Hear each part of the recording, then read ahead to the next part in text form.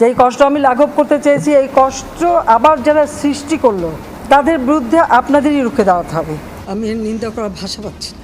এই যে এই বাটপার, এই প্রতারক, এই যে ভুয়া তথ্যগুলো, ভুয়া বিচার চেয়েছে এবং আপনাদের মিডিয়ার কাছে কিন্তু বারবার একটি কথাই বলছে, তাদের বিচার এদেশের জনগণকেই করতে হবে। আপনাদেরকে জ্ঞান আমি দিতে চাই না। কোঠা আন্দোলন নিয়ে প্রতিবাদ করায় এবার বিপাকে পড়েছেন সুপারস্টার শাকিব খান। তিনি গতকাল রাতে জরুরি সংবাদ মাধ্যম ডেকেছে তার বাসায় এবং সেখানে শাকিব খান বলে, আমি এগুলো নিয়ে প্রতিবাদ করায় আমার উপর অনেক হুমকি এসেছে এবং কি আমাকে বলা হয়েছে আমাকে নাকি চেয়ার ছাড়া করবে। কিন্তু শাকিব খান বলে, আমি তো কোনো চেয়ারে বসিনি, আমি শুধুমাত্র প্রতিবাদ করেছি। এই প্রতিবাদ নিয়ে যদি আমার কেরিয়ার ছাড়তে হয় তাহলে আমার কোনো দুঃখ নেই, আমি এটাও ছাড়তে পারবো।